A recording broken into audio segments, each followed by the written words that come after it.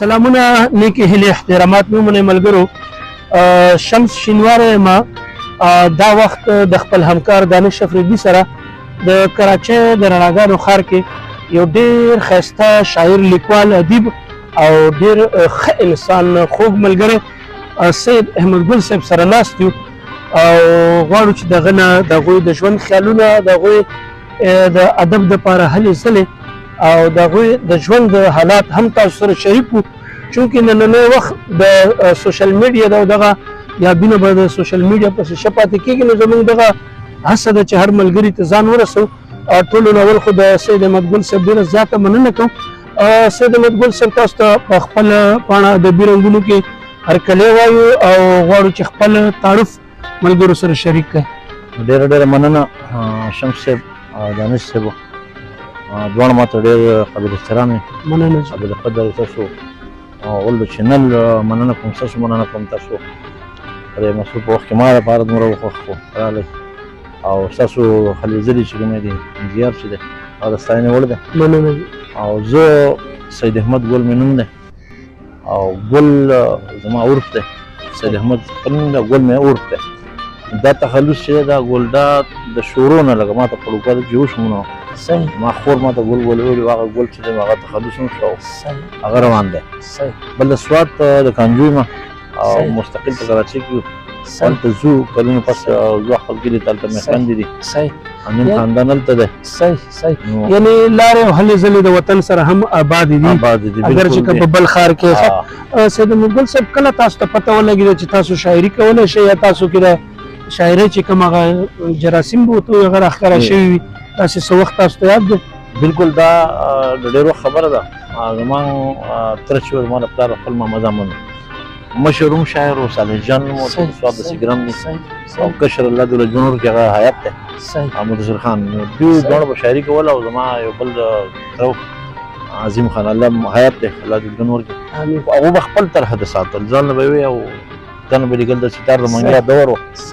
ما به د هغو ما په سکول په وخت ما به دا ډېر غور سره ورېدو. او بل د موضوع خبره دی په کراچۍ کې چې ما کوم وخت سکول دا مخامخ چې کوم سکول دی دلته ده په کیمبرج سکول شپږمه پورې ما دلته ویلی پاک کیمبرج او دا مخامخ د بیرمدي بای چې دی.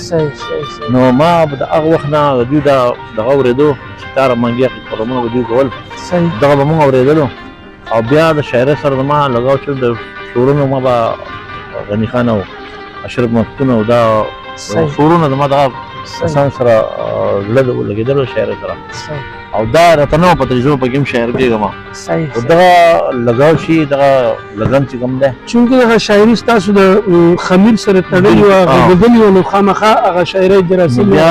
دلته په کراچۍ کې د ملګرو سره ټولنو مولنو پروګرامونه جوړ کړو. په هغه وخت کې دې پروګرامونه تله راتله زما هم کنټینیو شو.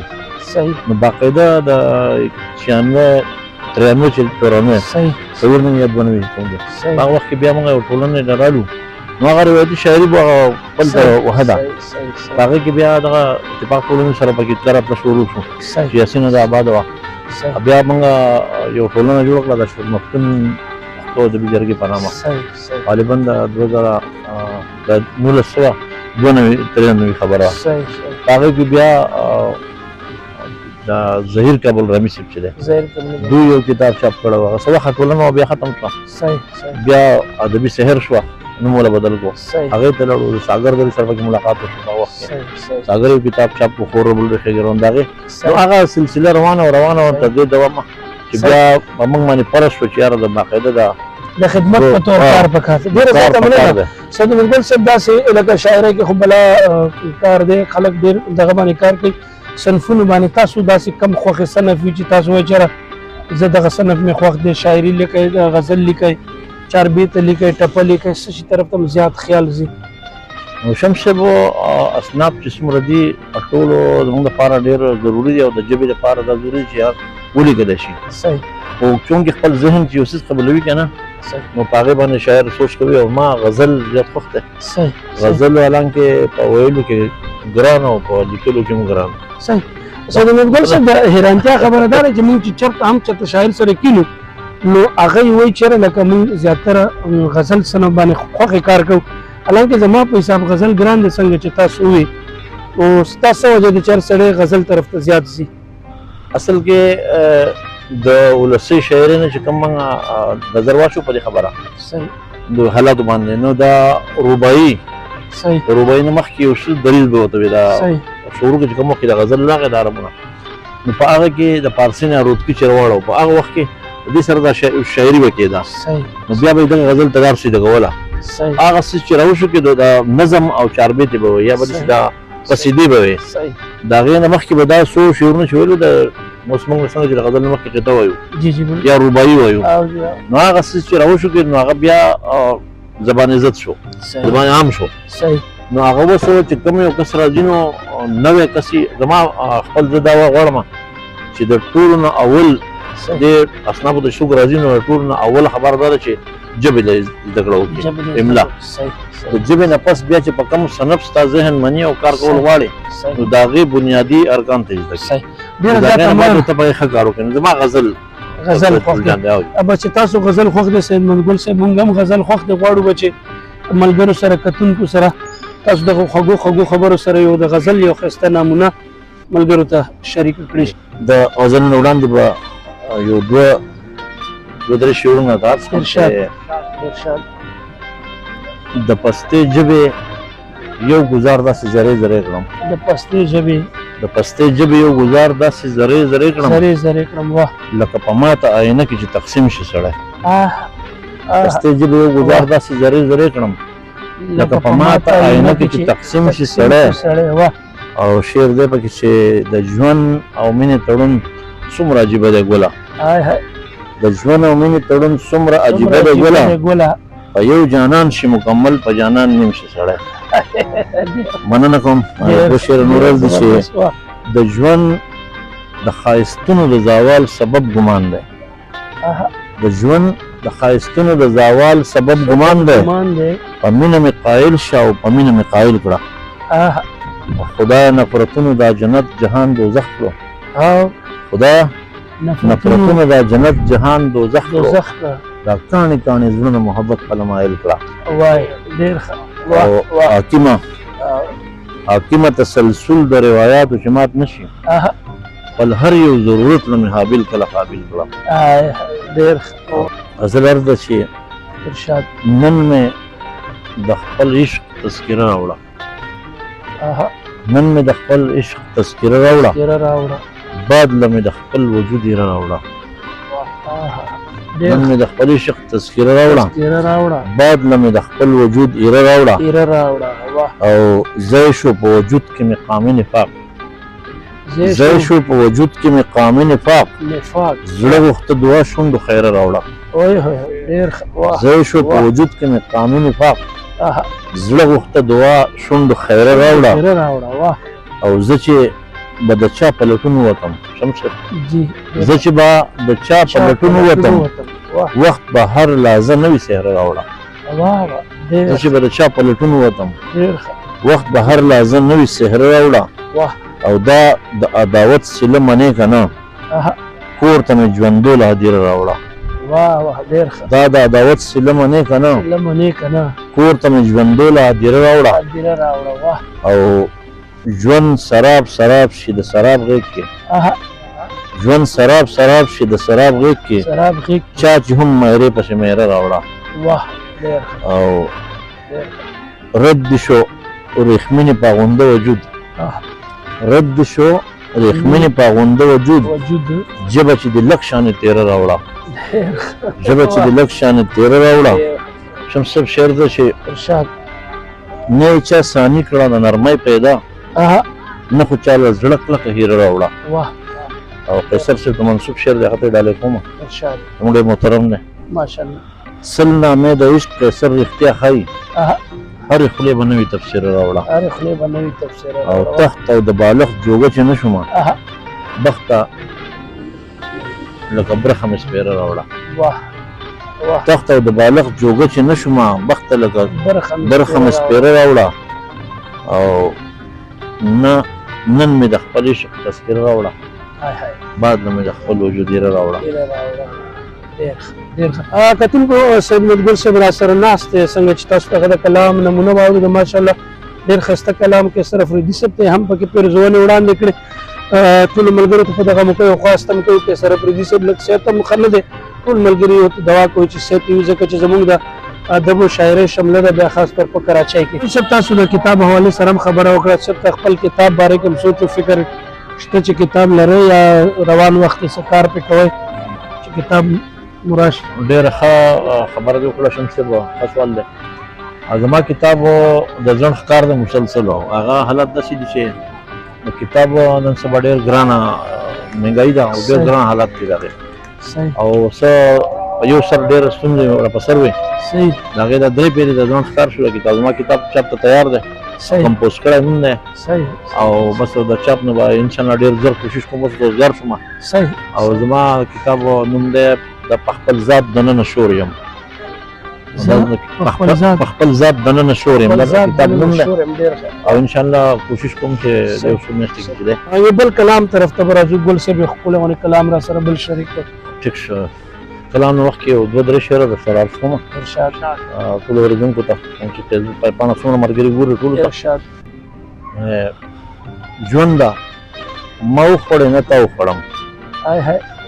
ژونده ما وخوړې نه تا وخوړم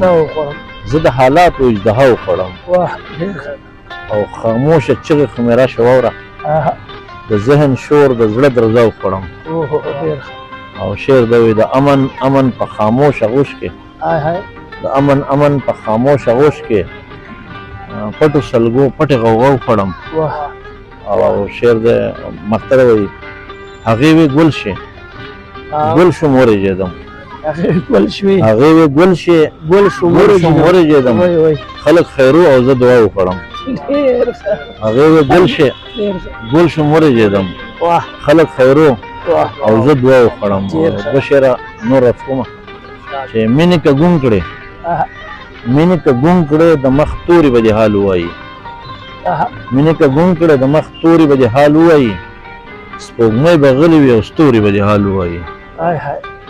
او رڼا د پوهې شه تاسو ته ډالۍ د شمس رڼا د پوهې شه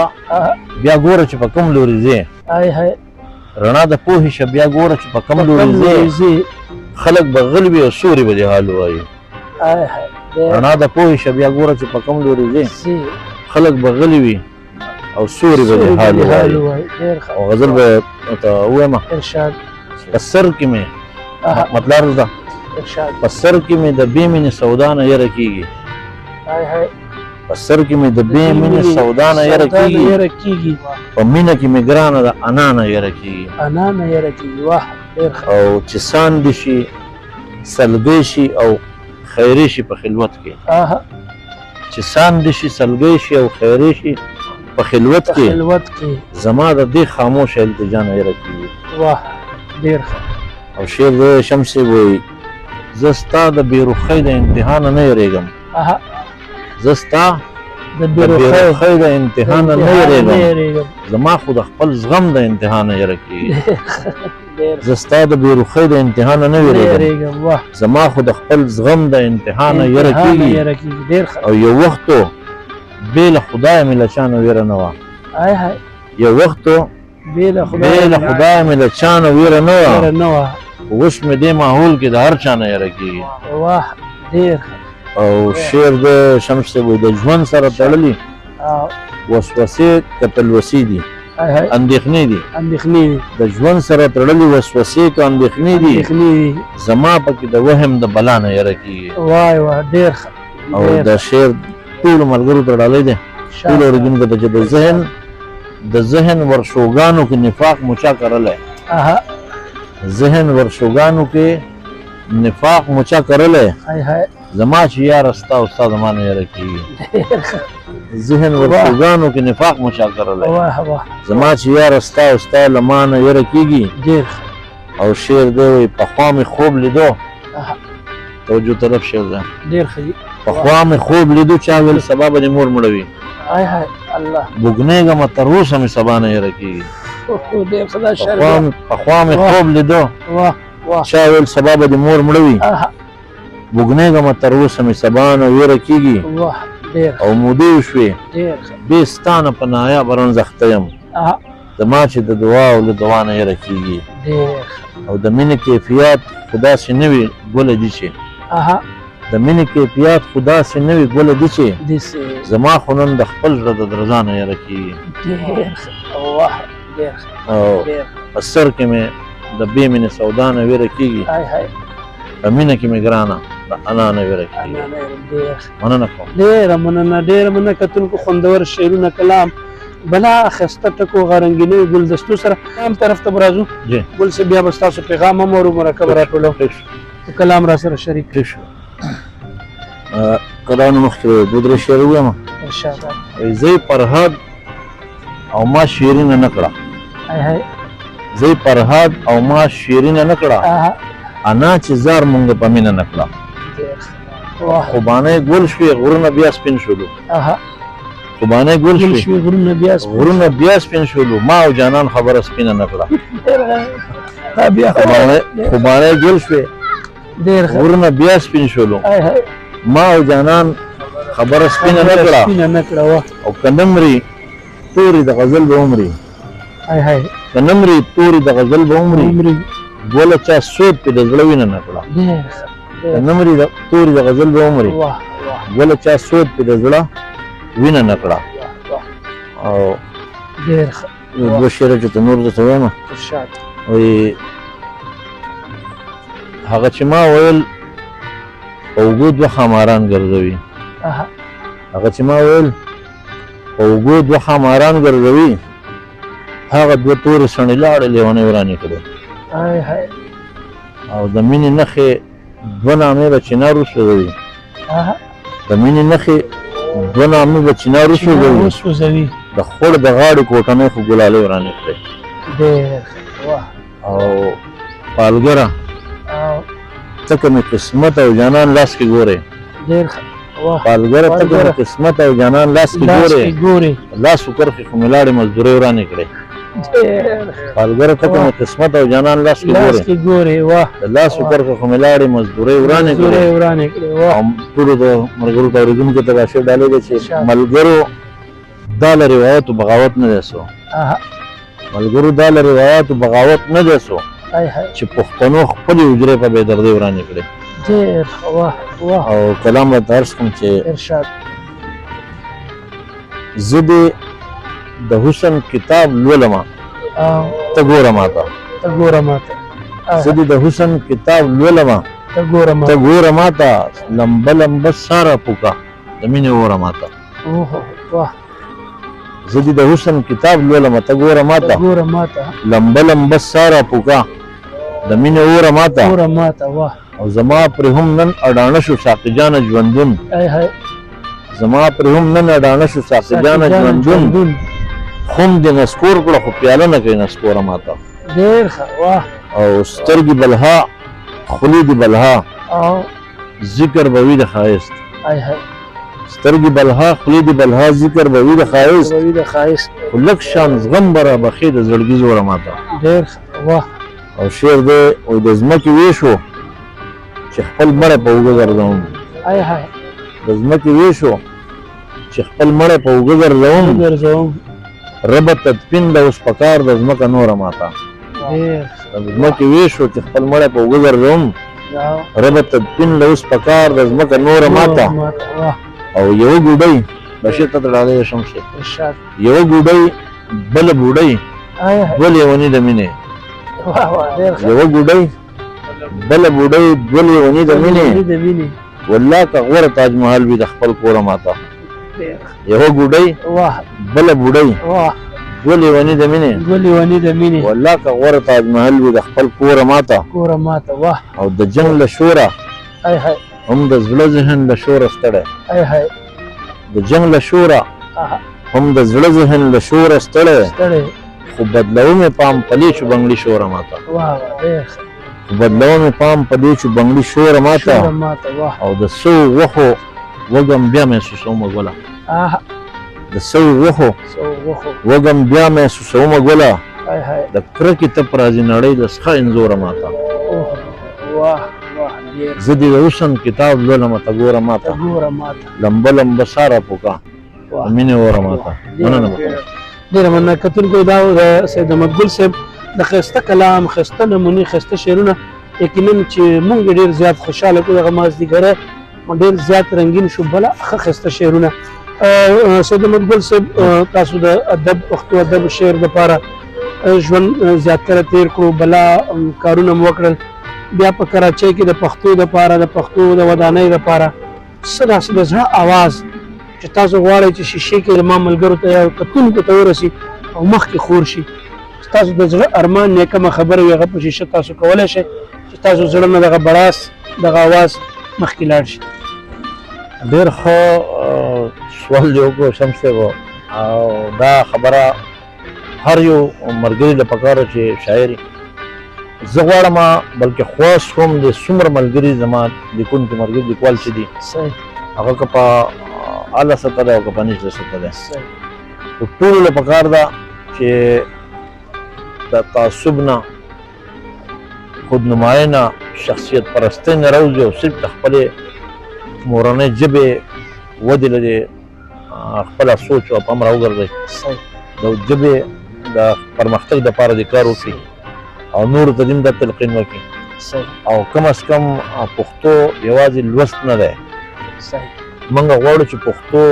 ولولو، پښتو ووایو، پښتو ولیکو او پښتو په ځان کې راولو. نو د ټولو نه اهمه خبره دا ده او د دې نه وروسته نه نور کارونه دي، ځکه چې ژبه چې ده دا زموږ مور ده،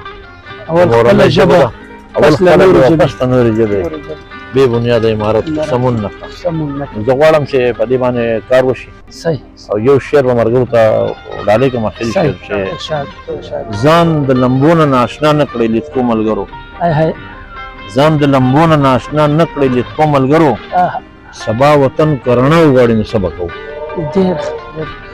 ډېره زیاته مننه سید احمد ګل صاحب. ملګرو تاسو را سره واورېدو،